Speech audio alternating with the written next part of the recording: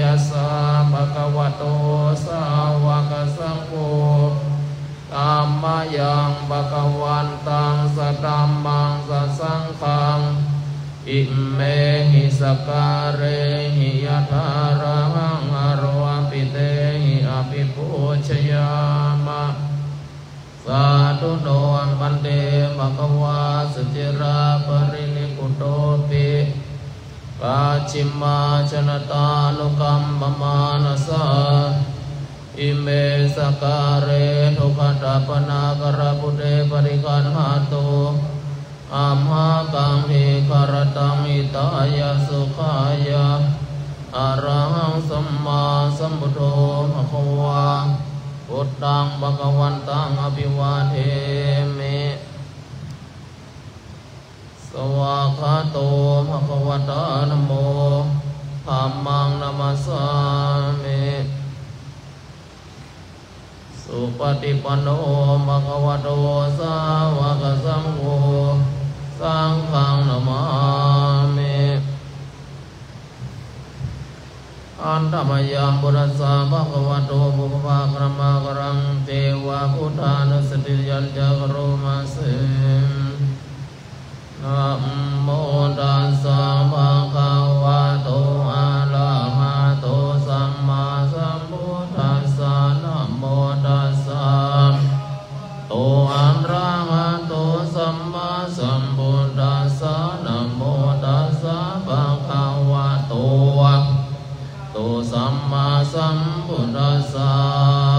ตังโคปันนาบังกังวันตังเอวังกายโนหิติสัตโตอะภุกะโตอิติปิโสภะคะวะอะระหังสัมมาวิชชาจารณะสัมปันโนสุขโตโลกเวทุวัตตารโรปุริสธรรมสารณิสัทธาเทวามนุสานังโทบังคังวายุอิมังโลกังสะเทวะกังสมาระกังสะพรหมกังสัสสะนะพรหมนิงปัญชังสะเทวามนุสัสสยังอภิญญาตัวปเวเทสิโยธัมมังเตสิสีอาทิกัลลยานังมัชเชกัลลยานังปริโยสนะกัลลยานังพยัญชนะกิวาระหะเรกุณังวริสุทธังพรหมจาริยังปะกาเสสิตามหังภวันตังอภิปุชยามิตามหังภะวันตังศิรสานะมามิทันธรรมยังพุทธาภิกิติงโรมาสึม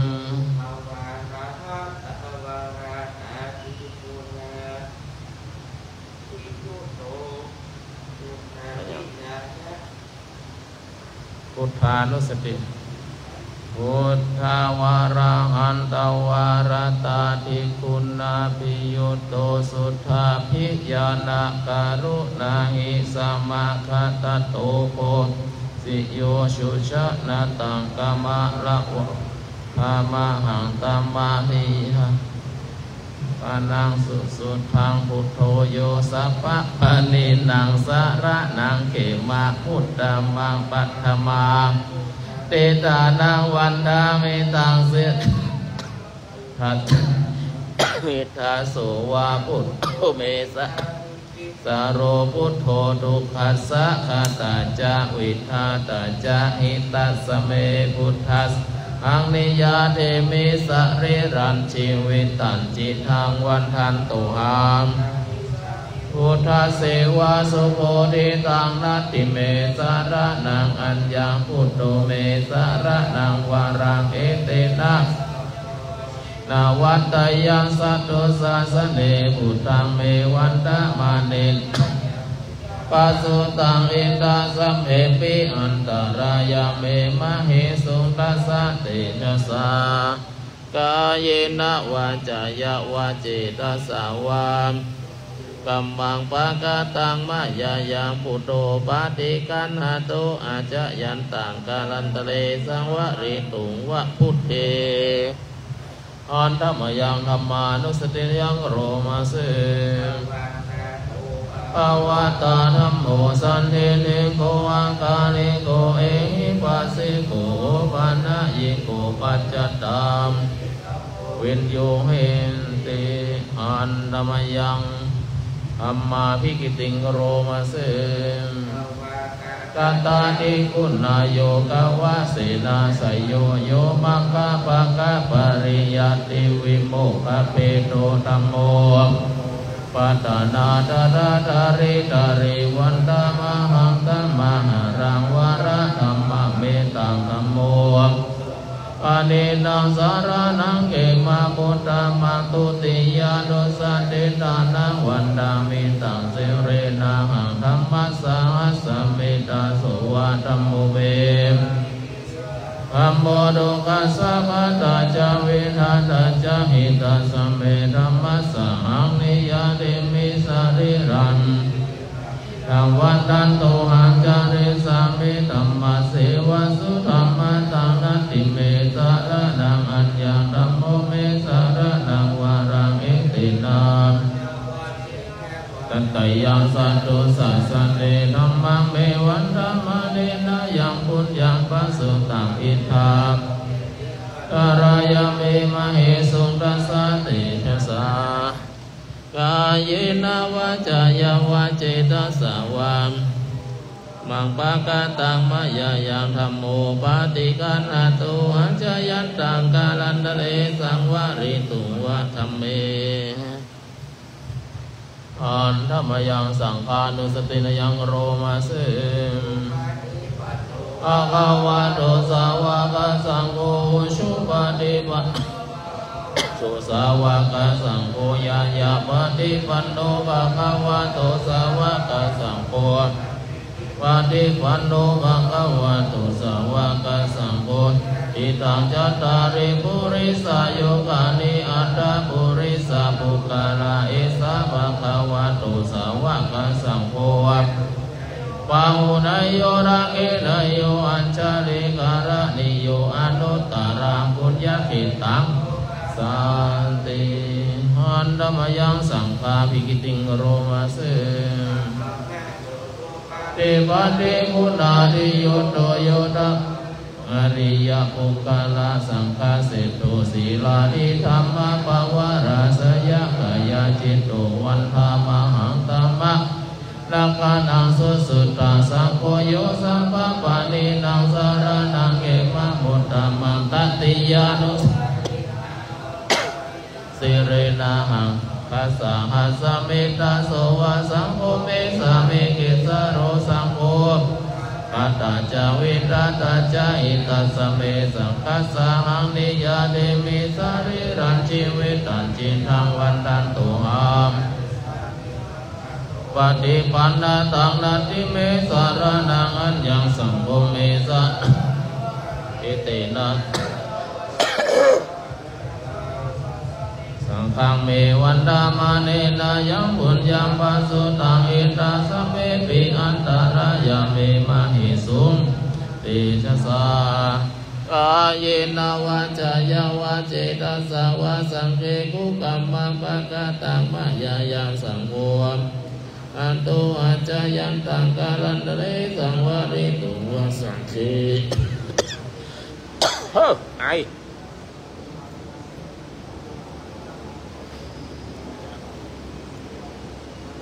เป็นไข้เป็นไรลูกปวดเนื้อปวดตัวหมดต้องสู้กับหวัดใหญ่เนี่ยยาอะไรครับใครมาให้ลูก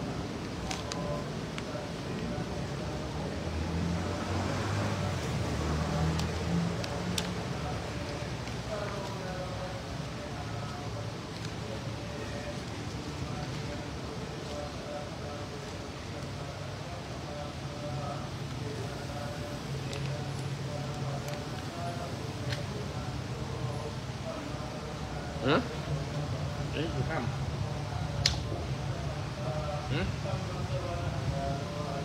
อันนี้กี่ค่ำ3หรอไม่สวดกี่ค่ำ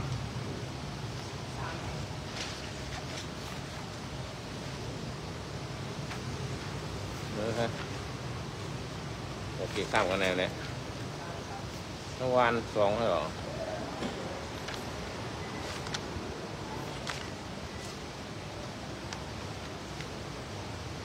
อันนี้สวด3 ค่ำ3นั่นคือสวดวัดธาตุสุเทพตัวนี้สวด3 ค่ำอีกแล้วโอ้อะไรเนี่ยเอา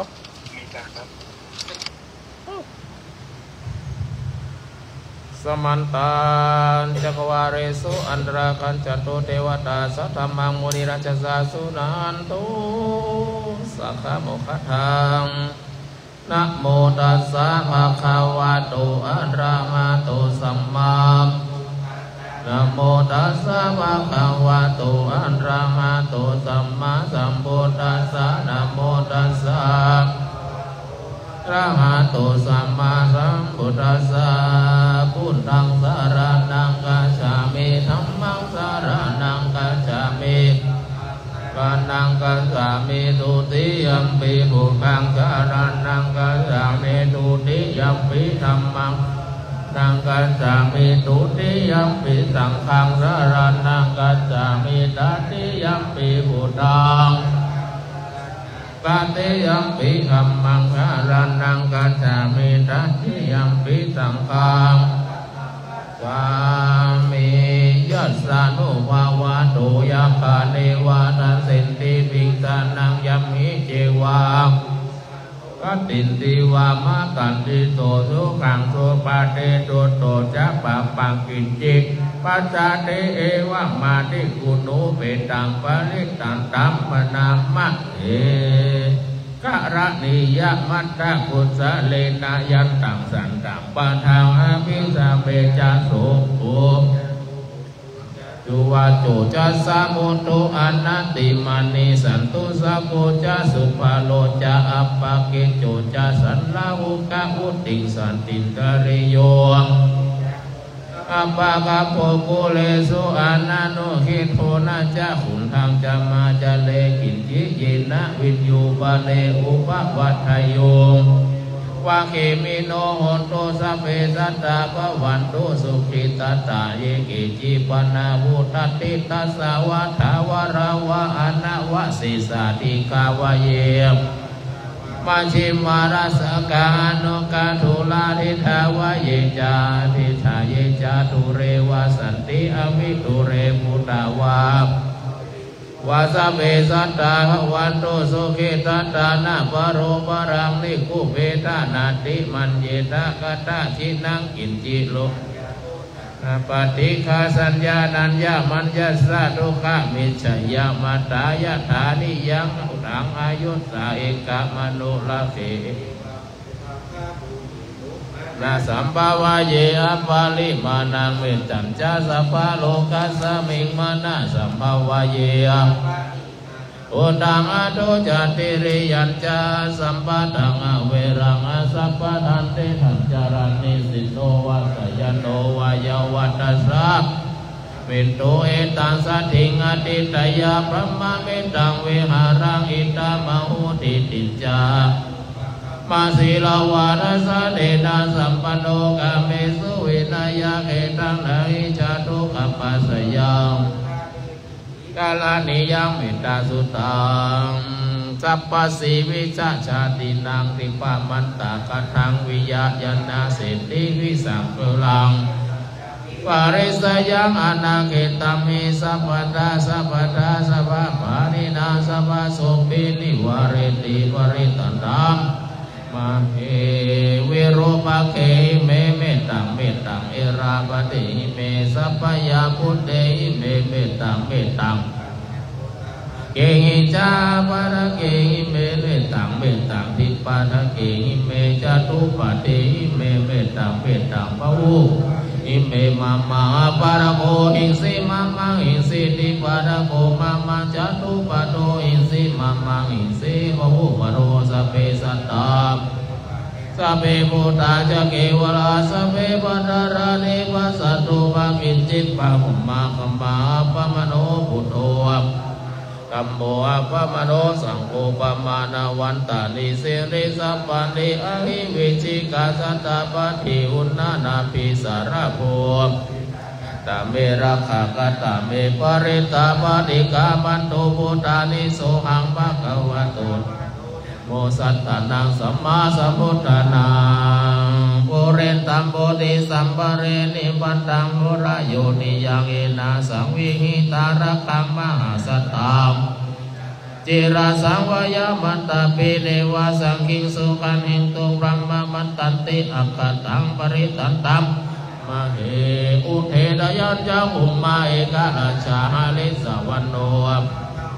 ปาสุตังตังนามัสสามิหาริสวรรณังปะดาเวปะภะสังตายาชาพุทธเวหาริมุตติวาสังเยพระมนาเตเมนะโมเตจามังปะลายันโตนามาตุพุทธานังนามาตุโพธิญาณโมวิมุตตานังนะโมวิมุตติยาเปรตังกัตวโมโรจารติเอสนาอภิตยัญจะภุมมาเอกราชาปะดาวิปะภะโสตังตังนามัสสามิอริสวรรณังปะดาวิปะภะสันตยาชาพุทธวิหาริมุรัติเยพระมนาเวตาโกเตเมนะโมเตจามังปะลายันโตนามาตุพุทธานังนามาตุโพธิญาณนังนะโมวิมุตติยาอิมังโสภริตังกัตวโมโรสาสมากัปปะยิติ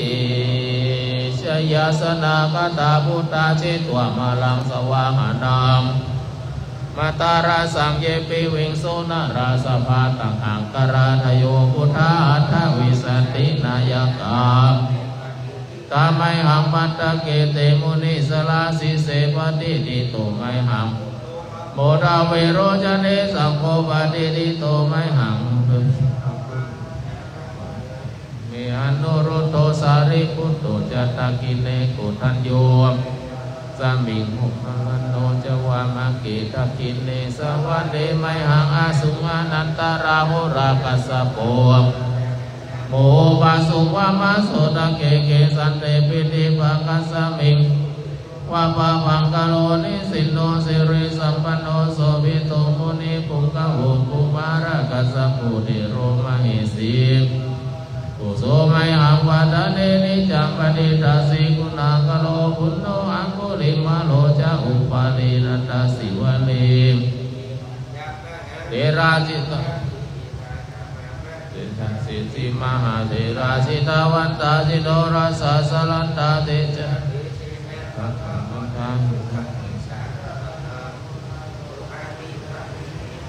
พุทธกังราชกังปัจจโตอาสิวะเมอังคุลิมาลากังกันดามุราปริตัญจาตานาติยาสุตกังอากาเส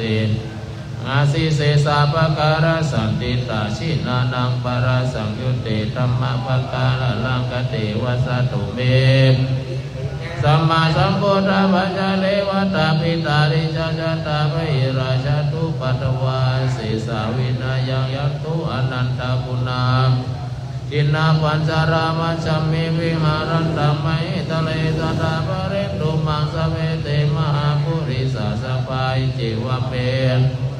สุราโภกุรารุปเวดาจิตุปัตโวรัมบารุปเวดาจิตาริสังโฆสังฆาจิตันตรายโยจารามิธัมมานุภาวะปริโตติชยาปัญจราปันนารัสสะคถานิติตาอาชามยาปัจจเวกิตัวยังติวรังปริปุตังตังยาวะเทวะสิกสาอาสาปฏิกาตายารังสามกาสวัตตาปสิริสัมปัสสัมปัสสนัมปฏิกาตายายาวะเทวะวิริกุปินังอนาทัง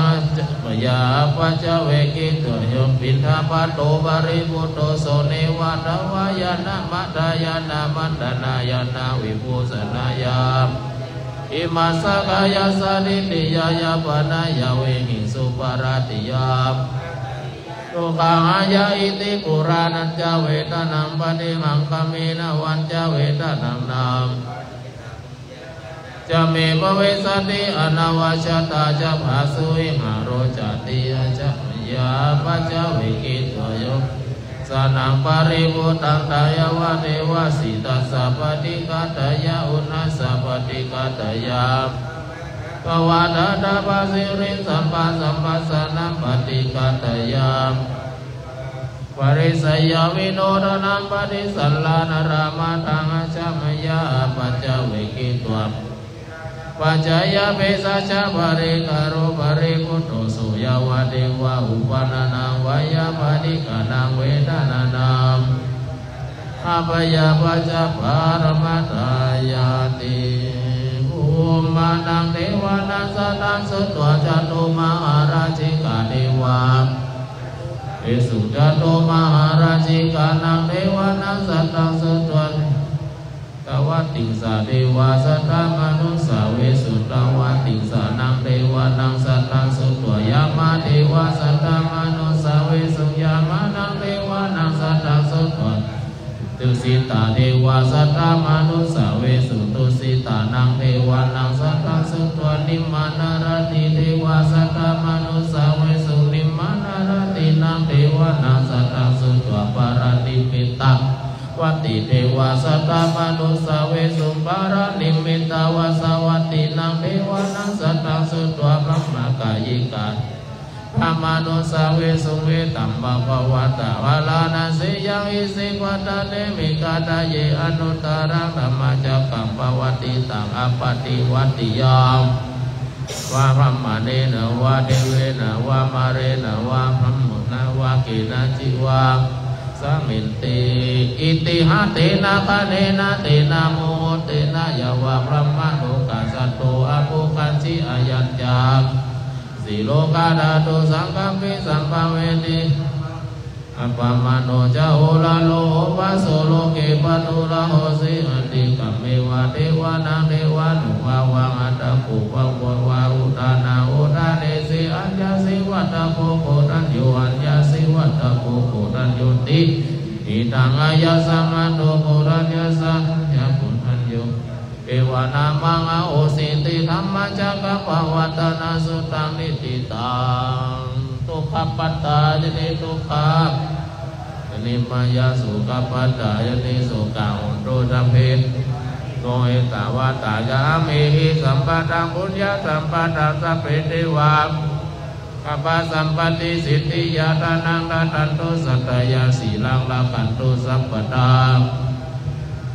ตุกันจันตุเทวตากตาสเมพุทธาบรมัตตาปัจจิกานัญจายังปัลลังอรหันตานัญจติชินาวิสัพพสุวัตุสัพพมังคารังรักขันตุสัพพเทวตาสัพพพุทธาดุปาเวดาสตาสุติภวัตุสัพพมังคารังรักขันตุสัพพเทวตาสัพพธัมมานุภาเวนะภวัตุเทวตุสัพพมังคารังรักขันตุสัพพเทวตาสัพพสังฆานุภาเวนะสตาสุติภวันตุเตสมาธิ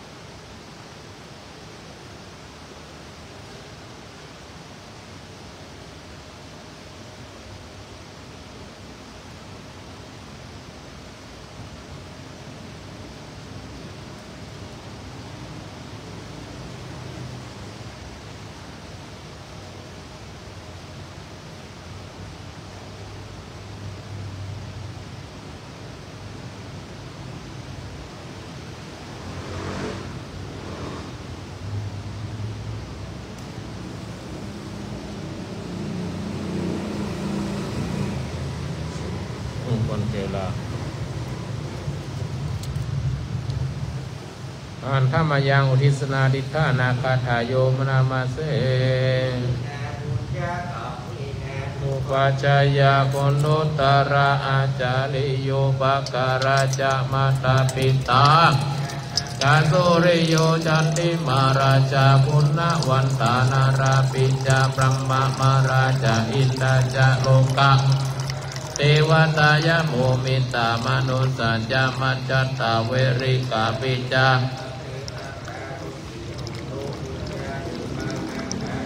สุขังจันติวิตันเตนตุกิมปังปะเปอิมินาปุญญกัมเมนาอิมินาอุติเสนาจาคิปะหังสุรเพเจวะตันุปัฏฐาเยสันตเนหินาธรรมายาวานิพานันตุมามังปัตตาทาเยวายะทาชาโตวะเวอุชุจิตตังสติปัญญา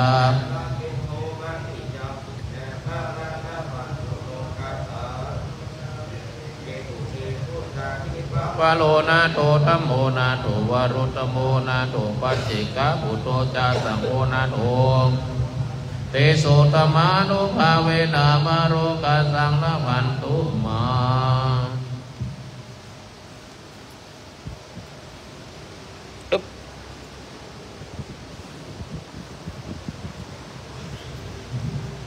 นะโมตัสสะภะคะวะโตอะระหะโตสัมมาสัมพุทธัสสะนะโมตัสสะภะคะวะโตอะระหะโตสัมมานะโมตัสสะภะคะวะโตอะระหะโตสัมมาสัมพุทธัสสะปูชนียังมหาจิตติยังสัทธานังพุทธศาสเนมโนหราสมุทนังโลกมุลีเอตัมปิเสรัสสะสัตโตสมาหิโตนะมามิหังอิมินามะมะกะเรนะโอเมนิปโยติ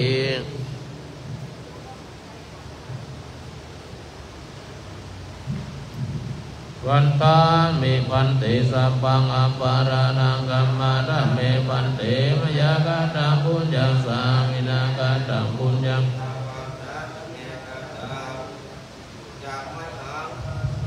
สาธุสาธุอนุโมทา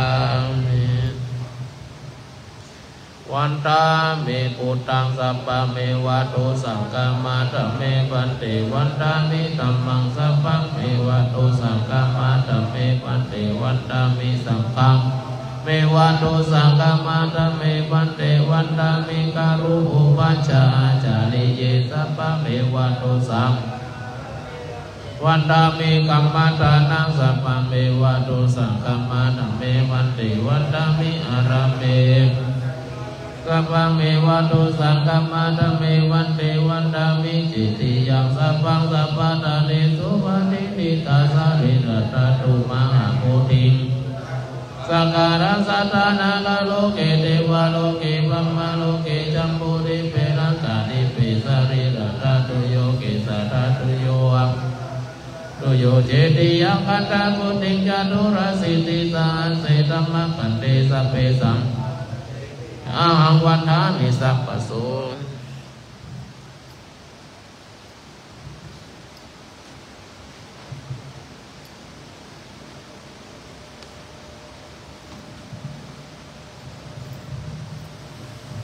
ไหวประทานโดยสุเทพสุวรรณเจติยังเกสาวาลามัตตาลุงกังวารัญญาตันตุสุเทวานามกังนาราเทเวหิสัพพะตังอาหังวันตามิสัพพะตาปัญญาวาสมิงเยวาจันติมาอิวะตารายาปิตกัตเยยานิเกติโมฆะปะตามะวารังอปายานิวารนังอะระหังสัพพะโสปนังปัตตมังอุปัชชังคหะเปตัวปัตตจิวรังสังฆามาเชปุจจาสวาหา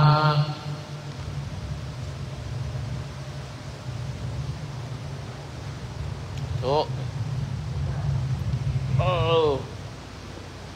มีความสุขความเจริญอยู่ร่มเย็นเป็นสุขอากาศทุกท่านทุกคนทุกองค์ทุกคนด้วยเถิดคนมาเด้อเกิดจากคุณ เจ๊เมือนมาถวายได้ถวายเน้นได้หรอได้นี่หมด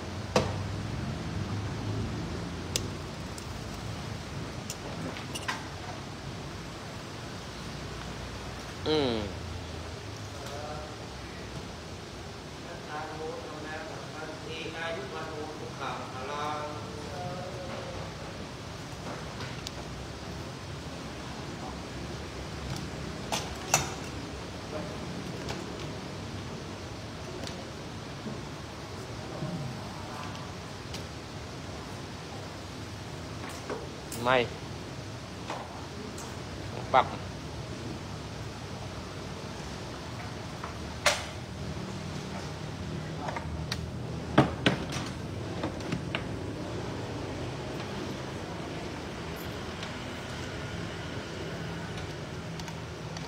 จะเป็นไข้ถ้าได้เนี่ยปวดหัว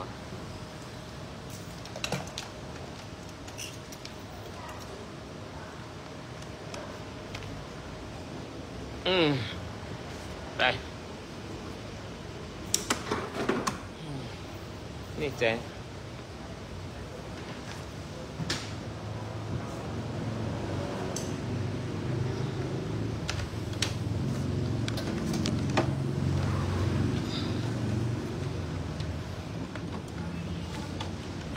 เอาน้ำไม่ออกเลย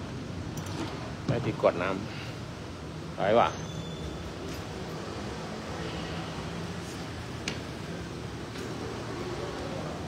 เด็ดลม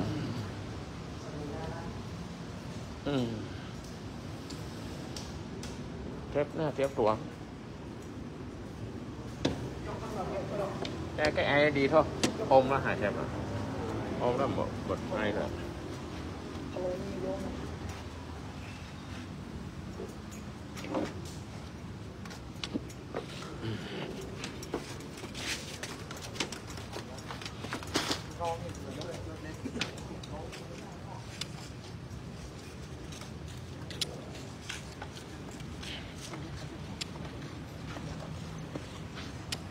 แล้วเรามาไอตีดอกนี่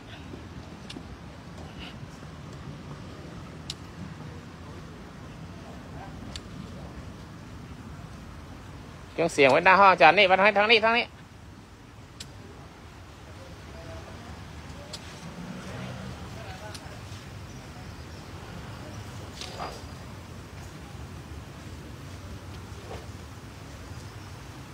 ้านหน้าห้อง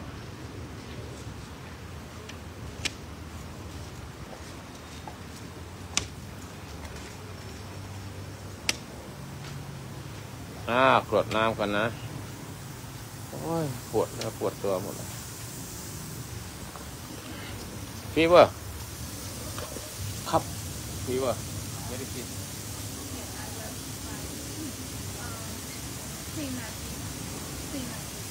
มูดีไหมเฟ้ย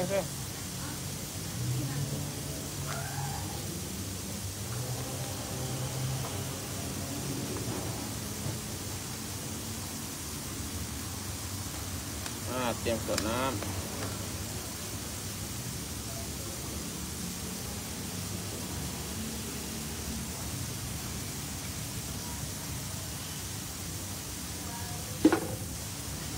อิมินาบุญยกรรมเมนะได้เดชเดชะบุญกุศลทั้งหลายบนจีนบนตาลทานศีลภาวนาศีลสมาธิปัญญาบนกิยาสุสามมงคลสุสิบบนในกรรมบารมี30 ทัศบนแห่งคุณงามความดีทั้งหลายกุศลกรรมทั้งหลายขอจงรวมกันไปปฏิเดชะพระประแจงนุนพระสุตตรงให้ข้าพเจ้าได้มีดวงตาเห็นธรรมให้เข้าถึงธรรมวิเศษของธรรมสุเจ้าอาสวะกิเลสทั้งหลายที่ชั่วร้ายทั้งหลายจงหมดไปหายไปข้าพเจ้าขอบุญผลหายแผ่ไปถึงผู้มีการรับคุณผู้ทรงข้าพเจ้าเกิดมาเกิดรับสั่งสอนคนครูอาจารย์รับสั่งสอนครูภาคาลีญาติที่ล่วงลับไปแล้วชื่อเองนะญาติท่านทั้งหลายรับสั่งสอนญาติที่ยังมีชีวิตอยู่ชื่อเองความเป็นธรรมที่ยังมีการเจริญความดีความสุขความเจริญความสุขครูบาอาจารย์ ผู้มีวาระบุญและพระผู้ประชาพระภูมิธรรมยศกุวิรุณธรรมกุวิเจ้าเช่นเสือรอดเป็นสีกัญญาตามบุญชวนลีเมื่อเป็นสิมิตาบุญชวนตกชนะพระชนเจ็ดเดือนเลยที่กันเลยพระวรตงจันทร์รุ่งเรืองบุญยศรถภูมิอาจารย์มาเจ้ารอเชียงใหม่มาจากประเทศอินเดียเรารับบุญชนเราบุญชนให้ไปมันจะทำโดยสังฆาโลกอดีตเจ้าวาดพระเจ้าทรงสำเร็จสังฆราชโลกบุรีมารับบุญชนเราจนถึงจากผู้เดียวที่ลงไปแล้วมีชีวิตอยู่เป็นความสุขความเจริญที่สมุทรสงไปถึงยังเจ้าวัดทรงเดินทรงสังฆราชโลกเลยเทวดาโลกเลยเอาภูเขาพญานาคราชสีเอียขายกุมารด้วยส่วนตัวสีชงมันสนับพระรับผู้สนลูกพระเทวดากัตถิดาพระเทวดาภูมิเทวดาจตุมหาราชิกาเทวดาเป็นเจ้าสิงห์เทวดายามาเทวดาจุสิตาเทวดาอิมานาสีเทวดาพระนิมิตตัวดีเทวดาพระบรมศาสดาแผ่ไปจะรับจะถึงพระพรหมทุกท่านลูกของท่านจะมีส่วนในบุญข้าพเจ้าได้เกิดพระที่สมุทรสอนนั้นออกมารับใครหลวงปู่ทวดหลวงปู่หลวงปู่ทองหลวงปู่บุญเสกเกมโกพระจะมาเกิดว่าเกิดญาณาจะโลกไม่ตีไม่เก็บของมาดีมานาประเทศเราสอนคนสอนให้แผ่ไปหาตัวตรงแบบนี้ผู้สร้างโรงนี้ยอมมาหาราชสุโขทัยเป็นนำมาแก้ปัญหาที่รักของนาทีนักสิเดชราชีจะโตนมาราชจะเกี่ยวนารัตน์ทั้งต้นที่เป็นวิธีเป็นเทศนาโดยโชคดีเป็นนาทีกันดีถวายเป็นราชโสโลการัชกาลที่9สุขส่วนก่อนจะไหว้สุขสูงยิ่งขึ้นไปรัชกาลที่9ราชสนถวายเป็นราชโสโลการัชกาลที่10พระราชินีพันปีหลวงพระองค์ดาวงศ์พระพุทธองค์พระทรงพระเจริญพระโลกโปรดใสทำนานเท่าดานถวายเวทราชสนล้นเกล้าเป็นพระทุกพระองค์นี่จะชมในยุคนี้นานตลอดถึงถวายเป็นพระสนสมเด็จพระฟ้าหญิงพระเจ้ากิติยาภาพระองค์พาทรงหายจะปรับประชวรบนกุศลภายแผ่ไปหาถวายเป็นพระกุศลสมเด็จสังฆราชมหาเดชสมาคมทุกรูปสังฆาธิการทุกระดับท่านทุกทรงเป็นเจ้าราชจักรนราชจักรเพียงบุญของให้แก่ปัญหาคณะรัฐบาลผู้บริหารประเทศกระทรวงทบวงกรมกองแพทย์หมอพยาบาลครูบาอาจารย์ทั้งหลายตัวเดินทางต่อจรและทหารที่รักษาประเทศชาติชายแดนมีแต่ความสุขและเจ้าภาพปลอดภัยและที่สมุทรสาครที่ท่านผู้ทรงองค์และที่สมุทรสาครท่านผู้เป็นใจคนทั้งหลายตลอดจนถึงข้าราชบริพารในพระบาทสมเด็จเจ้าอยู่หัวคณะองค์คมปีฐานองค์คมปีคณะสสฐานสสฐานสสวคณะผู้ทำรายการความมีความสุขความเจริญเรียนเป็นสุขคนคนให้ไปเป็นบุญส่วนข้าเจ้ามีความสุขความเจริญร่มเย็นเป็นสุขและมีแต่ความสุขความเจริญบุญส่วนให้ไปขอมนุษย์ทั้งหลายทั่วโลกมีความสุขความเจริญสรรพสัตว์ทั้งหลายมีความสุขความเจริญท้ายที่สุดขอข้าพเจ้าและเพื่อนๆทุกคนที่อยู่ในห้องนี้จงมีแต่ความสุขความเจริญมีเงินทองร่ำรวยข้อธรรมสุขๆนิพพานยุโนสุขังพลังสาธุ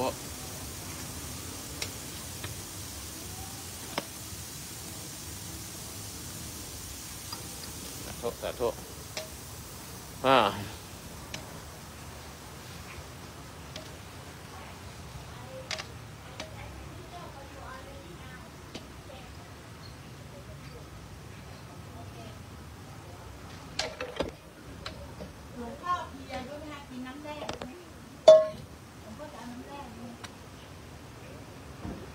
ดีทุกท่านงั้นเหมือนจะต่อสู้กับไข้จะเป็นไข้แต่ไม่เป็น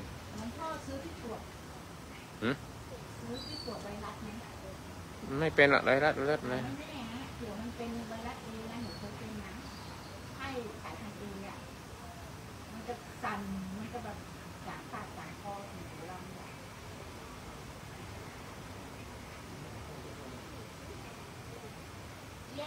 You tell the pharmacy I want ที่ตรวจไวรัสสายพันธุ์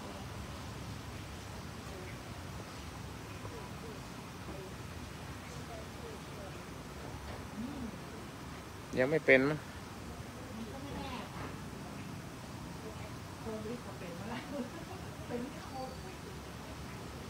ก็ดอกไม้1 ดอกใครมีไหมกรองเดี๋ยวเจอกันที่ห้องคนตักนะไม่รู้ พูดได้ก่อนปวดหัว หลวงพ่อร้อน ปวดแข้งปวดขา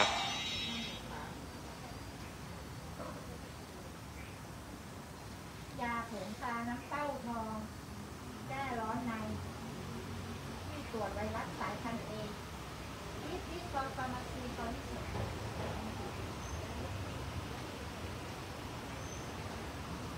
โอเคงั้นขอลงก่อนนะไม่คุยกันแล้วปวดหัวจะไปนอนพักสักหน่อย2 ทุ่มเจอกันห้องคุณตัก